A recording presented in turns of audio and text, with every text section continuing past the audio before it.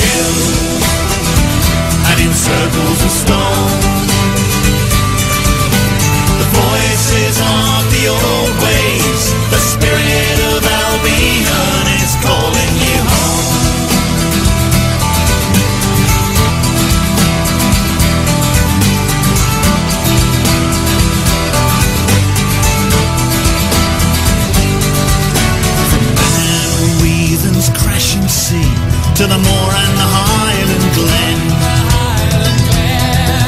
from the fairy hills home of the Shee to the veins of the Broad and the Fen.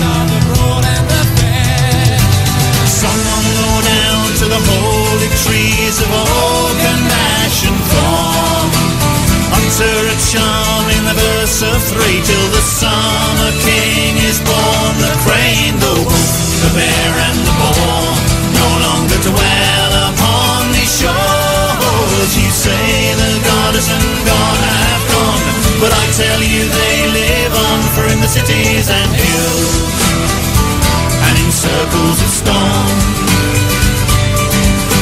the voices of the old ways, the spirit of Albion is calling you home.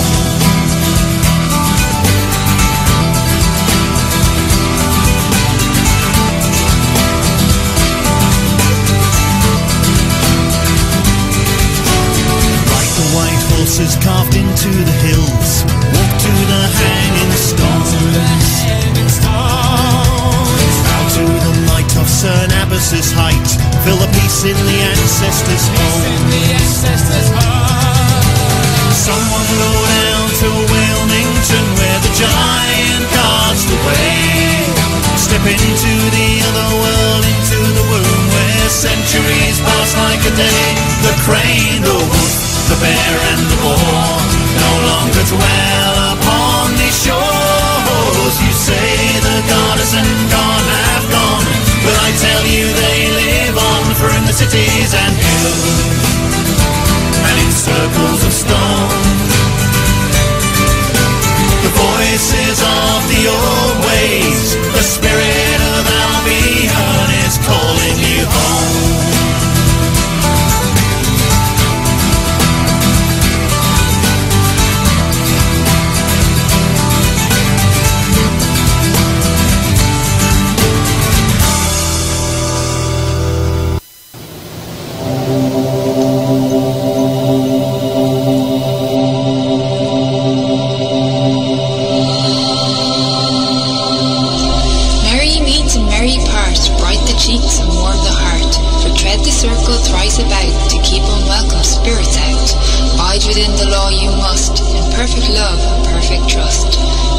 Threefold laws you should, 3 times bad and 3 times good. These 8 words the read fulfill, and ye harm none, do what ye will.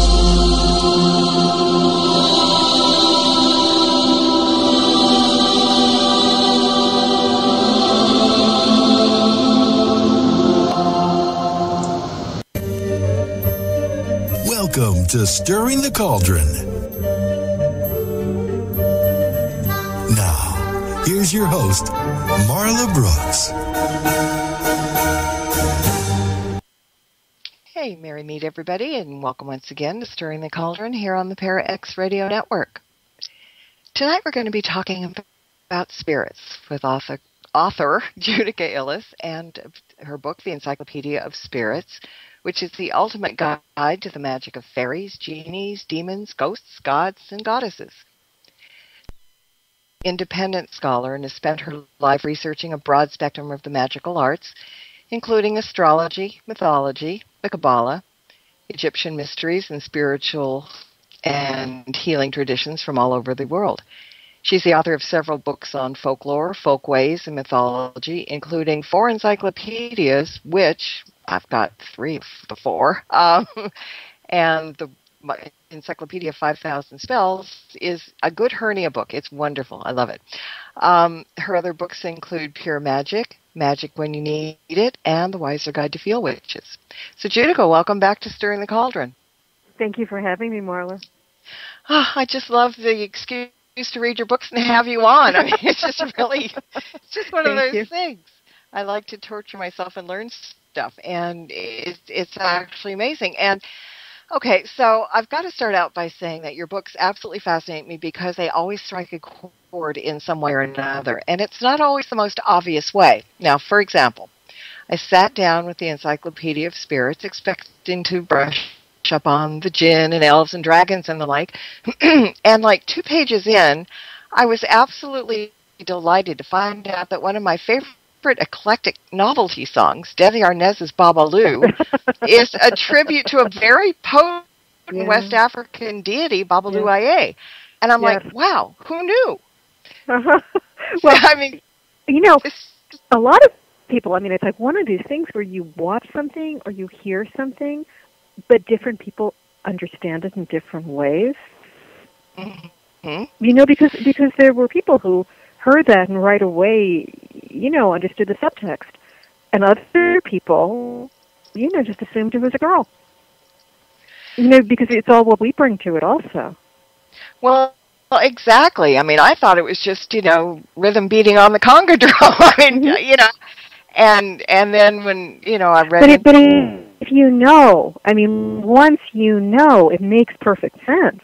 I mean, if you go back and listen to it again, it's perfect. I but, know. You know, it's so subtle and so discreet at the same time. I know, and that's the beauty of your books, because there's all this kind of stuff in there that, you know, it's like the V8 moment on steroids. You bang your head and go, wow, this is very, very cool. So this is why I'm so excited to keep buying your books and reading them and calling you up and saying, please, please, please come on my show, because there's so much to share, and I get really excited about it. So thank you. Well, thank you. Never like the chipmunks. After you. There you go, or the Three Stooges, but that's a whole other show. Now, okay, so spirits are around us all the time. And as you say, they permeate human culture in imagery, religion, or vocabulary, popular culture. And it's an amazing truth that every group of people everywhere on Earth has had some sort of spiritual interaction. So who or what are spirits is a general broad umbrella thing, because the word defines way more than just ghosts. I use that word, and I get asked about this a lot, actually. I called it the Encyclopedia of Spirits because I wanted an equalizer word. I wanted a very egalitarian word, because if you call it the Book of Goddesses, Fairies, Jinn, you have set up a hierarchy. In the English language, you can't help it. Once you use a word like God, goddess, deity, they're at the top. And anything else, you know, or Orisha, whatever other word you use, is just it's just you end up with a kind of a pecking order. And I didn't want to do that. I wanted to let the readers create their own hierarchies. I don't, you know, it's an encyclopedia. So it's not, you know, it's not Judith's book favorite spirits, or Judika's, what Judika thinks about spirits. Although you can't help that kind of seeps in. If you're good at reading between the lines, you can tell who I love and who I don't. But yeah. I wanted to leave it. I wanted to try to be neutral, to try to keep my opinions out of it. And so you have these interesting situations. For instance, these fairy queens from Ireland, they're considered fairy queens now, but were goddesses pre-Christianity. Some Celtic goddesses kind of evolved into saints.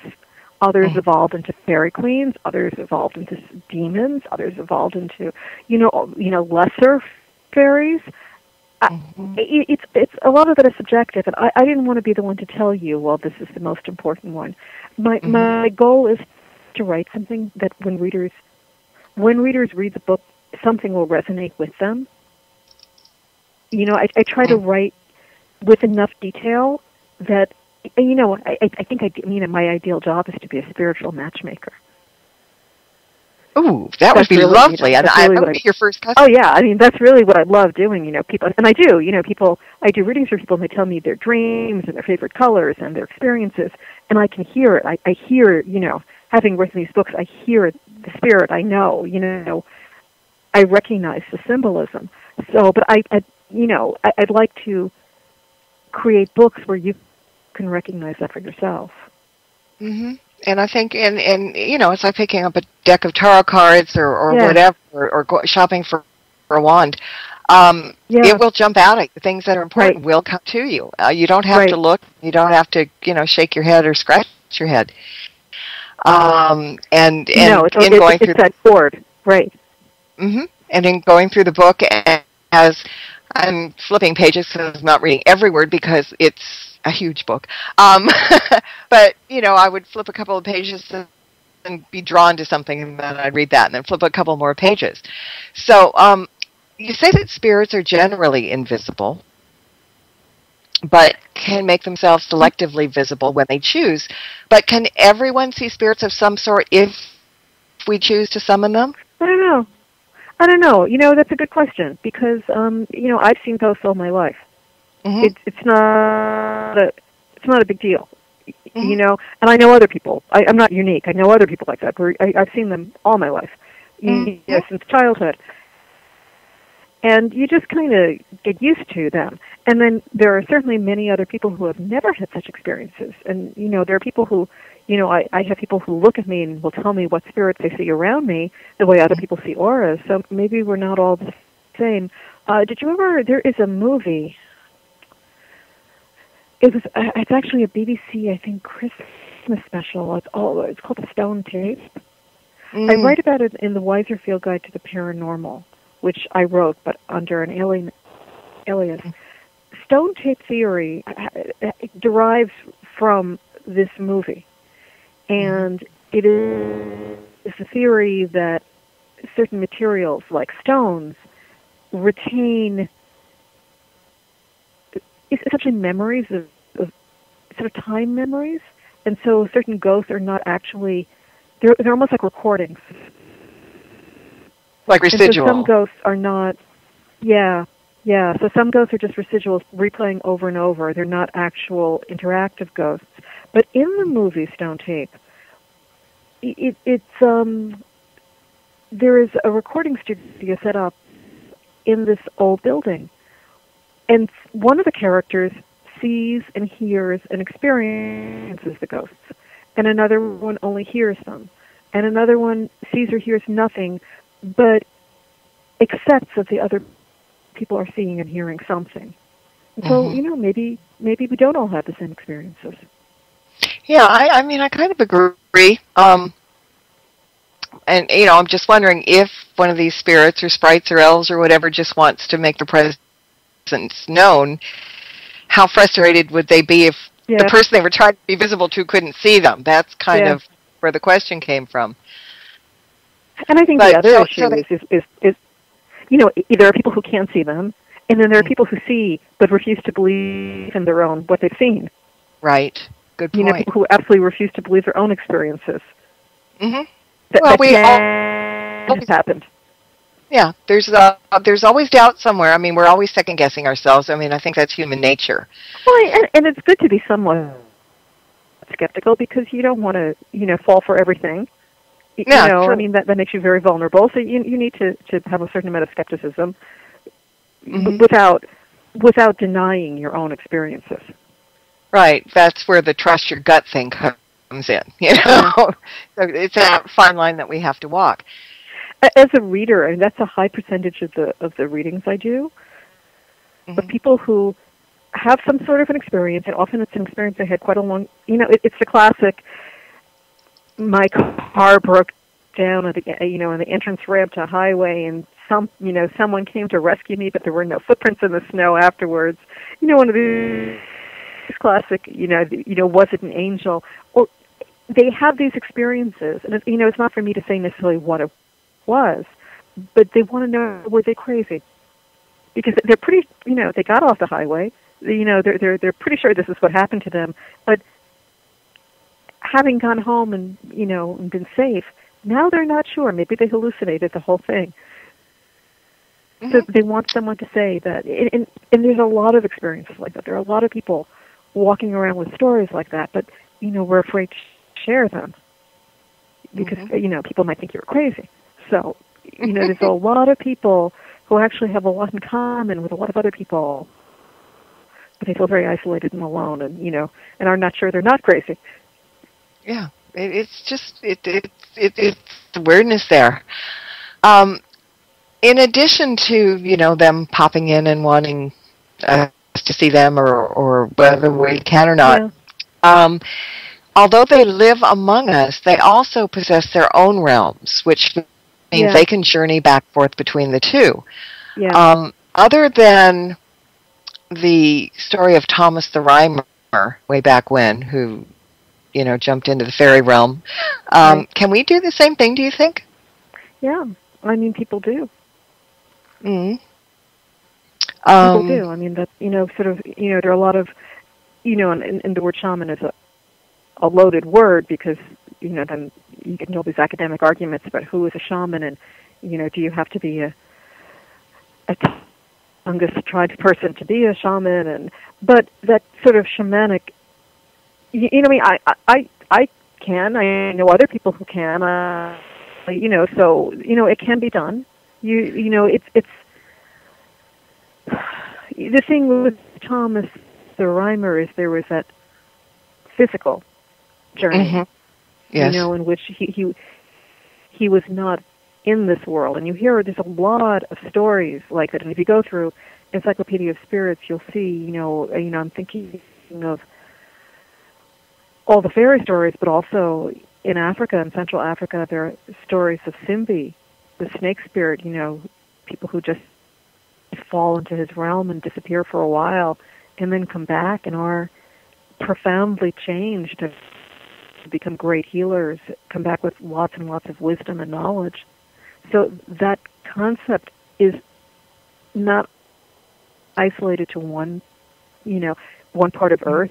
When you start seeing things that pop up fairly universally, then they're either common truths or they're really, really old.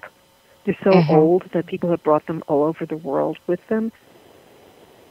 And so, the soul journeying, being able to travel back and forth to realms, but leaving your body here is not uncommon. Right. That the transfer, where there's that physical transfer, is more rare, but you do hear about it. And there are a lot of people who identify the stories of alien abduction as being similar to stories of fairy abduction. And, that's an interesting, we're just maybe interpreting it differently or interpreting the beings differently. But that concept of being taken someplace and then returned in a changed way is I think the UFO phenomenon, right? It's very, very much in the same theme. Yeah, it is. Now that you're explaining it that way. It makes a great deal of No, sense. I didn't make it up. I mean, I've read other people's theories of this, but that concept of yeah, but they come, they take you, you communicate telepathically. They want something, and in a lot of in fairy traditions, they tend to want, and not just in the Celtic areas. There are also, I'm thinking of some Central European Jewish fairy tales where the stories are, spirits take women either because people are perceived, often to be wet nurses and midwives, because human women are perceived as fertile and sturdy and have the ability to give even to beings that are different, like a different, essentially different species from our own. Mm-hmm. And so we're very much in demand, and of course, in Celtic stories as well, and a lot of Slavic stories, musicians are in danger.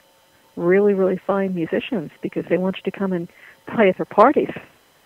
Mm-hmm. Mm-hmm.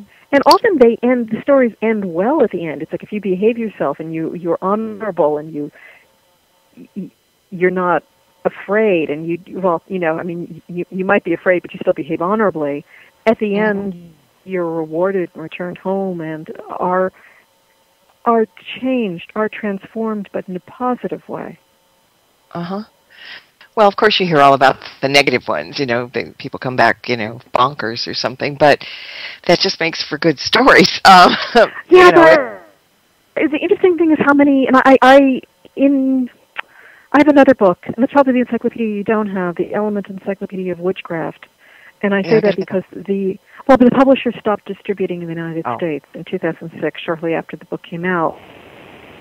So that's sort of my lost encyclopedia, at least in the U.S. But it has a large section on fairy tales. Mm-hmm. And I think that there is a lot of pre-Christian mythology, and there's a lot of shamanic instruction, really hedge witch kind of shamanic instruction, real basic, not necessarily the stuff that theologians would study, but the things that women passed on to other women. Mm-hmm. And if you read them, and you have to get good versions, because they're, you can pick any fairy tale and you'll find multiple versions of it, and whoever is the teller may have an agenda. Mm-hmm. But a lot of them are there's a lot of information in there, and a lot of information about spiritual interaction, how to do it, how to get in trouble, how to get through these things safely, how to, if you need something from the spirits, how to achieve your goals, and how to come through your adventures, your spiritual adventures, in a positive way. And a lot of them do end up positively. They're not necessarily the most famous fairy tales in 21st century America. In 21st century America, 20th century America, there's a lot of, witches eating children. But that's not, but there's this vast body of really women's wisdom, because fairy tales, before they were written down, were told in spinning circles, by women to children. There would be boys in there also, but they were young boys.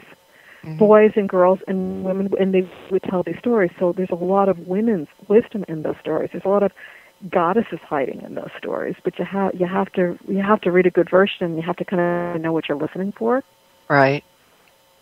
Yeah. Very much like Babalu, where two people can hear the same story, and one person can think it's it's just a suspenseful story, and the other person is taking notes on how do you communicate with Baba Yaga. Yeah, exactly. All right, let's talk a little bit about communicating and dealing with spirits. And again, broad spectrum, it's all different ones. But as with human beings, some spirits wield more power than others. But you warn that all spirits, even those that we deem to be harmless, should be treated with caution and respect. So even, the sweet little little brownies or something, that somebody will think, oh, good, I'll clean my house. Might just, turn on the gas and, blow up the house. I even broaden that. I think everything that is alive, and actually everything that is alive or has been alive really needs to be treated with respect. And whether that is a brownie or a goddess or a puppy or, a person, everything needs to be treated with respect and maybe always a little bit of caution. The old saying about hurting the ones you love. That it's an important thing to always behave honorably. I learned how to read very young, and I read The Master and Margarita when I was very young, and it was a very influential book for me. And if you haven't read it, it's a great book. It's a Russian novel, and it is the inspiration for the Rolling Stones' Sympathy for the Devil among the inspirations. And you have to treat everyone with respect because you never know. You never know who will one day be in the position to either help you or harm you. So always, treat everything with respect. Well, that's the thing, and I think people are under the misconception that certain things are very harmless. All right, so a fairy is a sweet little Tinkerbell, and a troll is really an ogre. So let's turn that around. There are 6-foot-tall fairies that are as mean as hell, and then there are ogres that are perhaps like Shrek, so you just can't judge the book by its cover. And that was a very simplistic way of putting it. But no, it's true. And one of the things to think, and fairies are a huge, huge, huge category. And again, I write about them more actually in another book in the Encyclopedia of Witchcraft. But they're a huge category. And, when there are fairies, when people think of fairies, they tend to think of the Shea in Ireland, but there are fairies from all over the world, and there are these spirits who have been categorized by the word fairy. And one of the things they have in common, one of the reasons they're categorized together, is that they're often associated with nature, with wild nature. And if you look at what people have done, to the ecology, to Earth, I wouldn't necessarily expect any kind of a spiritual being that has an affiliation with nature to be automatically generous and loving toward us. You kind of have to prove yourself a little bit if you want to have that kind of a relationship. Exactly. Now, before we get into a little bit more about working with the spirits and stuff, I want to talk about thresholds and crossroads, which are places that spirits are most likely to be encountered, and maybe so this would be a good time to define those terms. Liminal space. It is that space that is sort of both and neither at the same time. Dividers. Thresholds are literally the space between the outside and your door, inside and outside. But there are thresholds all over. The threshold, the shore, is the threshold between the sea and the earth. Threshold, and they're places of power. Crossroads as well. Crossroads are, and there are different kinds of crossroads, 3-way, 4-way, the occasional 5-way crossroads. And there's that point of power where this magical energy accumulates and just is a little bit more potent, a little bit more accessible, and it is and you'll find a lot of magic spells that will involve thresholds and crossroads. And there are some other kinds of places like that. Traditionally, places where things meet. Energies meet, energies sort of divide, and that sort of really, you become very sensitive to it after a while if you do any kind of magical work, any sort of, spiritual work. But it's also a place where a lot of spirits like to live. A lot of jinn are threshold dwellers. They like to, and it's one of the reasons why, brides are carried over thresholds, or, in some cultures they'll advise you not to step on the threshold because they're sleeping there, and you don't want to bother them.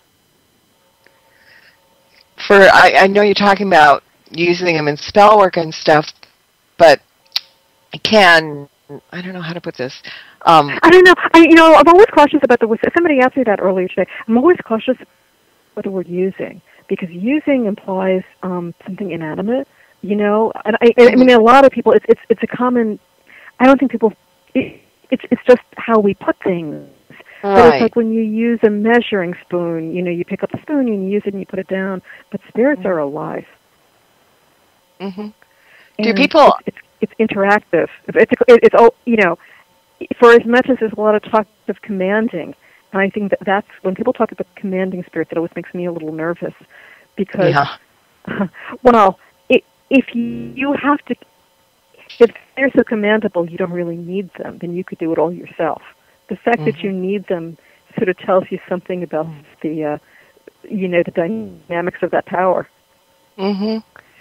Now, do you think people in general may not actively be looking for a threshold or a crossroad, and they might not even notice it, but we've all walked, in nature in some way, and all of a sudden felt a little bit different, but we didn't know why. Yeah. Is that like the telltale sign? Something, sometimes, just the atmosphere changed a little bit, or? Yeah, although there are others, that could mean spirits in the area too. Oh yeah. When you're in, I like the beach. If you are in the ocean, you know how sometimes you get a little cold spot or a little warm spot? And it's really, there's not necessarily a reason for it. But when you walk around, not in the water, it's like that too. You get the cold spot, you get the warm spot. You can become very sensitive to it, and often it's because you're reacting to the power of the area. But it's a little bit of a vicious circle, because the spirits like those spiritually powerful areas. So you may be really, the whole point about the crossroads, this area has the power, but the spirits come over to the power too. So where those points of power, those places of power, are also going to be places where you're very likely to meet different kinds of spirits. It's a little bit like, 42nd Street, the crossroads of the world. You meet all kinds of people. You're going to meet all kinds of spirits, too. I like that. So how do we begin to even start working with spirits, or going back to what you said about being the spiritual matchmaker, how do we choose the ones we want to work with, and how can they assist us? I mean, what, for those that don't know? Well, there are different ways, and the question also from that is why, why does someone want to meet them? Do you want to meet them? And for a lot of people, we want to encounter a spirit or have some sort of interaction because we have a situation that is not being resolved in any other way, and we need a miracle. We need spiritual assistance because the mundane assistance isn't working, and whether this is wanting to get pregnant when you can't, or having some sort of an emergency. And then there are other people who just love spirits, and they don't necessarily want anything. They just want to mingle in that world. I mean, the basic answer, although it's not really satisfying, but I found it to be true, is that to some extent spirits choose you. It's not who you want to choose, it's who's going to choose you. You have to find out who's willing to work with you. If you don't, it's easier if you don't want anything, because then you just look for who resonates with you, who has a beautiful story, or something in the story that you identify with, you relate to, you read their legends, and they stay with you. And then you sort of, a lot of altar building is done very casually and spontaneously. People start collecting stuff. You start collecting. You get an Athena Barbie doll, and then you get an Athena statue, and then you find yourself picking up some little owls, which owls are Athena's bird, and then people notice that you've got these owls, and so people like collectors because it's easy to give them gifts. So they start giving you more else. And next thing you know, you have built an altar without trying to. And if you, as I say in the book, if you build it, they come. I mean, one of, if you create their essence, if you sort of start bringing their essence, things that they like, things that they're comfortable with, things that they recognize themselves, the Orisha, an Orisha is a kind of the Yoruba spirit, is a kind of a spirit. Oshun is given, her offering is typically spring water and honey, but Oshun is her essence is also the spring water and the honey. So she recognizes herself. When you put those things out for her, she recognizes herself. She recognizes. They start putting out, the colors. Spirits who are very active, who are gregarious, and there are spirits who like to work with people. There are spirits who are very responsive. It's very likely you will, if you put in a petition, you'll see some kind of a reaction. As opposed to there are spirits who have to be kind of, they're feral, like a feral, like a feral cat. You have to coax them. You have to encourage them to come closer to you. And they may not be, they may be a little skittish. They may not be willing to work with a lot of people, but they might be willing to work with you if you're the right person. The spirits who are really gregarious will have accumulated a whole vocabulary that you can use to communicate with them. They have colors and they have numbers. Oshun's number is 5, and she has a medal. She has colors. She has, I bought her a candle holder at Yankee Candle. It's not a metaphysical store, but I happened to be walking by a Yankee Candle store, and I saw this little candle holder, and it essentially had Oshun written all over it. So you'll start to see them. The more reclusive ones are a little bit harder. One of the ways to know, and I use eBay as a search engine a lot while I'm working, because eBay, at least until recently, it's kind of a good arbiter of what's going on in the world currently. So when I was writing the Encyclopedia of Spirits, I would just plug their name into the search engine, because the spirits who are really active, there's a lot of people selling stuff for them. Kuan Yin, Oshun, Babalu, is identified with St. Lazarus, and you'll just find all this stuff because they're friendly, and people either will want to beckon them, will want to thank them, will want them in their home, and people will just will buy stuff. And often it'll be reasonably priced stuff, because it's stuff that, it's not something that is so expensive that it's hard to purchase or it's elitist or very limited. Versus, there are spirits who only show up in academic sources, because the people, it's not that they're not working with people, but it's at such a limited basis that if you want to create a candle for them, you're going to do it yourself in your own kitchen. You're not, there's no one selling it. There's not enough demand for it. And, it's so funny that you mentioned eBay, because I went through a phase that I was crazy about the Hotai figurines, the Laughing Buddha. Yeah, I love him. And I scoured eBay, and I had at one time 20 of them, and you're right, they were reasonably inexpensive, except for my favorite one.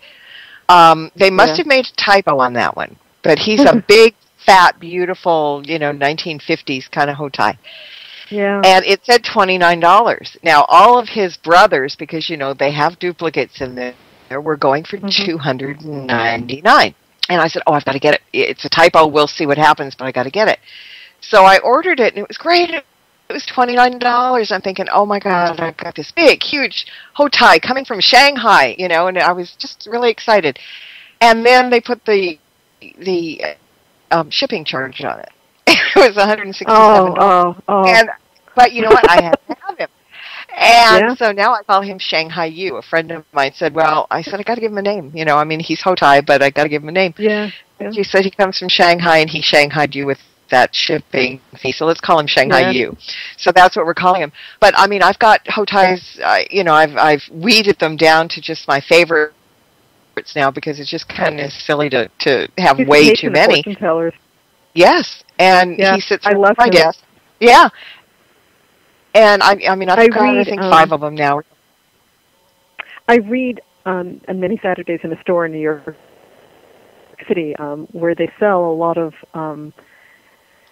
statues from Hindu and Buddhist pantheons, and I always I put Hotai on my table where I read because they've got a really nice selection of them, and he's almost always, you know, sort of supervising my readings for me. I mean, you know, people just sort of think, oh, you know, you've got the Buddha there, but you know. Yeah, I mean, it's just, again, it's something that just resonates and jumps out at you. And eBay at that time was the perfect place, and now it's kind of died down a little bit. There aren't so many really good ones, you know, because I didn't want the new ones, the ones that all look like cookie cutter ones that were made from the same mold.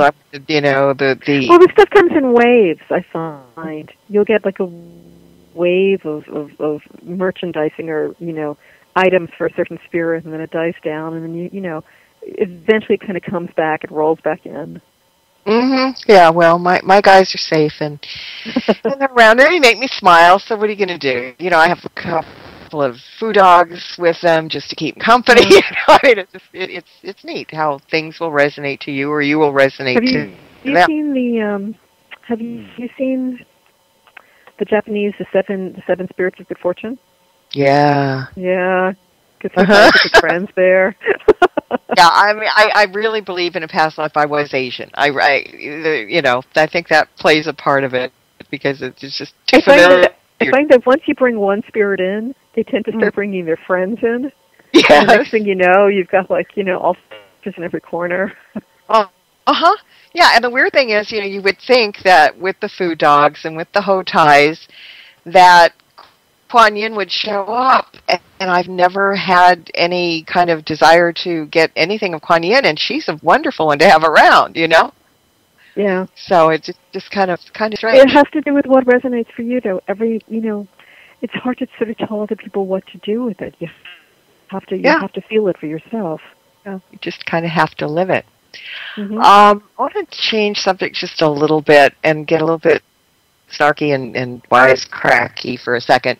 But you mentioned in your book that Christianity demonized all spirits, just as they do witches. But as far as I can tell, all witches are human, or did they think that we were not? This is just a point I'm throwing out there. There are people who think witches are not. I mean, there are people who think witches are not really human. It's like, you know, bewitched. And, you know, whoever, you know, the creators of the witch didn't make that up. There are people who perceive witches as somehow as another, you know, we're co-walkers who are not exactly the same. You know, there are people who perceive that anybody with any kind of what would now be classified as paranormal powers are sort of, you know, slightly different from other humans. You know, however, you know, they're all different kinds of classifications. But there are also spirits who were, especially in the areas that are now Germany, that were kind of reclassified as queens of witches. So they weren't. It's not like someone coming and saying, "Well, there's only God." You know, there's God, there's Jesus, and there's no one else. You know, they don't exist. It's acknowledging that these beings are there, but they're not worthy of worship. They're only worshipped by witches. And if, you know, it's a little bit of a catch-22 here, though, because, you know, if you are worshiping them, then sort of, if de facto you are a witch, Freya, in particular, is a goddess who wasn't shoved under the rug easily. Up until the 13th century, there are still, you know, waves of worship, waves of veneration that kind of come out of the, you know, the pagan closet that opens. And so we're not just talking about people sort of little pockets under the mountain where no one knows about them, and until they emerge like 600 years later and say, oh yes, we're hereditary witches. We've always been doing this. These are historically documented. In the Inquisition would come and say, well, she's a queen of witches, and if you worship her, you're a witch, and what we do to human witches. Mm-hmm. So it's pretty strong arm technique to make someone stop worshiping a deity. Yeah, for sure. Now, but you have Freya and Herta and Hulda, Becta. There are a number of them. Yeah, yeah. Rosmerta is who? I always find it. Yeah, exactly. Who? Rosmerta is. Oh, I've heard of her. Okay. She's a Celtic goddess. She was an extremely important Celtic goddess, particularly on the continent. In Gaul and in Germany, and she really. I don't even know if I should call her a Celtic goddess. She may be a pre-Celtic. She really is a bridge between the Celtic areas and the Germanic areas. She's venerated by both, and she was, a very beloved, very popular goddess who is exactly who. She's not well known now. Even among pagan goddess worshippers, she's pretty obscure. But she would be another one who. She has a romance with Odin, so they all. Maybe that's where I heard. Yeah. I mean, once the Skype kind of went burble on you, and that's why I didn't hear the name. But the minute I did, I did. Why I know. Yeah, but I mean, she is an obscure goddess. I mean, it sort of surprises me because some of the goddesses who were very, very popular, a couple millennia ago, are obscure today versus goddesses who were somewhat obscure then, who have just emerged with the passion and have this very, very broad base of devotees. Now it's interesting. Mm-hmm. Now, what some people may not know, as with spirit guides, each spirit has a particular specialty, and we can call upon them for specific purposes. And you've got a very comprehensive appendix in the back of the book that makes them really easy to look up. Everything from Ghostbuster spirits who can corral or banish ghosts to those that deal with professions or magical knowledge or something. And one of those caught my eye, and this is just very Marla, because, it caught my eye not because it's so odd, although I do kind of go after the quirky sometimes. Yeah, me too. Because I was just getting my email, and I was reading the book, looked up an email, and I, like everybody else, keeps getting spam mail about Viagra.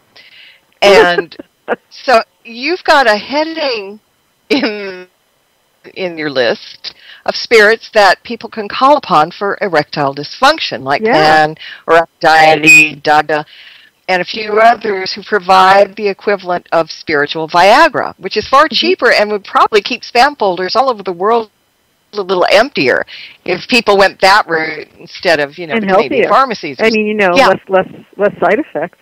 Yeah. But, it just cracked me up because I just saw that. There are spirits for everything, every health issue you can think of. As we evolve, spirits evolve with us. So, now we have spirits for, look, St. Expedite has evolved into the patron of hackers, computer hackers. We have, as there are new professions, spirits evolve with us. They're living, they evolve too. And so any health issue, and something like erectile dysfunction is not modern. If you could go back, a couple thousand years ago and speak with, the people of that day about their concerns, those are the kind of things that they were worried about back then too. Erectile dysfunction, infertility, concerns about appearance. These are pretty universal human concerns. And so, before it's not like the concern came about in reaction to Viagra. We have had this, we've had this issue forever. Mm-hmm. Yeah. So, I mean, there's no reason. I mean, if you people kind of accept that spirits, saints, will assist you with things like, major crises, life and death illnesses and fertility. But why not? Why not any other issue you can think of? Yeah, even the little pesky ones, it doesn't have to be something major. Yeah, and that's a very good point. Now that we've talked about the Viagra spirits, are there any, because people will really want that information, but are there any particular spirits that you feel are best to stay away from at all costs? I didn't put them in my book. What I would actually be concerned about, there are spirits in that book, and it's pretty explicit. There are a couple in there that are really last resort spirits or dangerous spirits, but if you read the text, it's written out pretty straightforwardly. You'll know. Depending on your situation. And kind of also depending on... Depending on your situation, there are spirits who maybe in general you might want to stay away from, but especially in cases of life and death of a loved one, the reality is we will go to dangerous spirits. We will do whatever we have to do to take care of situations. And so I kind of have instructions for what you do in those situations. What I would be more concerned about is spirits who are not named. And when I say that, the spirits in my book, and there are a lot of them. It's a book, it's like 800 pages or so, double-columned. They have names and they have histories. Even the newer ones who have emerged, and that's the difference between spirits and spirit guides. Spirit guides are very individual and will be working with you one-on-one, and nobody else ever in the universe may know your spirit guide. But spirits, even the unfriendly ones, have a history, and they have a track record, and you kind of know what they do. Aphrodite, people don't think of her as a dangerous spirit, but she has a temper and a bit of a reputation, and if you behave badly, she can be a dangerous spirit, and she typically manifests her when she, either because, you have... People associate Aphrodite with love, so they think that, if you piss her off, you'll have a bad love life or you'll have a bad sex life. But in her earliest incarnations, especially, she's very involved with animals. And she has historically, if you really anger her, will express anger through animal attack. It's a very physical thing. But that's what she does. And she has been doing this forever. So it's not a surprise. And, spirits who sort of show up and and this is sort of the problem with the Ouija board. I get asked a lot about Ouija boards. Ouija boards are portals. There's nothing you can't do with a Ouija board that you can't also do with a mirror. So it's not, it's not the board itself. It's what the board evokes in people. And so if you are, Halloween is coming, and if you're going to sit around a Ouija board and ask for whoever is hovering to sort of show up and scare you, well, you're inviting something through a portal, and you don't know who it is. You don't know what it is. You don't know. If you have a spirit with a name and a reputation, and you address it by its name, it's a recognizable spirit. You'll know. If you'll know it should behave in the same way that let's say we have a family, or you have a best friend, and your best friend's name is Anne, and if you call up Anne, and I had a similar situation once where I called up someone on the phone with a fairly common name, and it was a wrong number, but there was a person with that name there. But pretty quickly I realized it wasn't the person I intended to call, because this person wasn't behaving the way the person that I knew behaved. She didn't have, I asked about something and she didn't have the knowledge she should have had. Right. If she was that person. Spirits are very similar. It's very much like dealing with people, but magnified. It's just magnified. So if you have to be polite to people, you have to be more polite with spirits. Yeah, well, we should always be polite to all sentient beings, but hey, exactly. Sometimes that just doesn't work. When I was looking through your vast list of deities listed in the book, I was searching high and low for one that was the master of time, because 1 hour just flies by way too fast.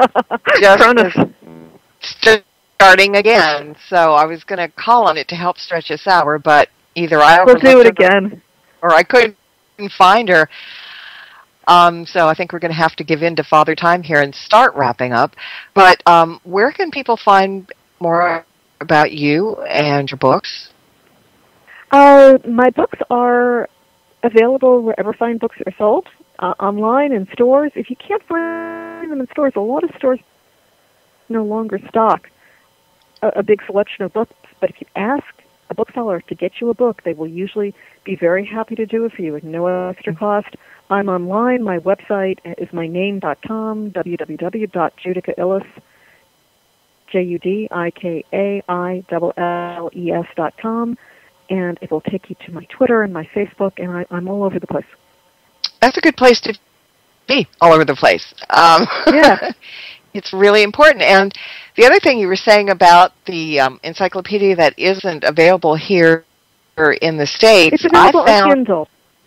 Okay, all right. I mean, in the U.S. it is available on and not on the Nook for whatever reason. I mean, I have no, the publishers. I have nothing to do with any of the distribution. But for whatever reason, there's a Kindle version and not a Nook version, and you can often find secondhand versions. Okay, and also I've found books that aren't in print here in the U.S. over at Amazon.com UK.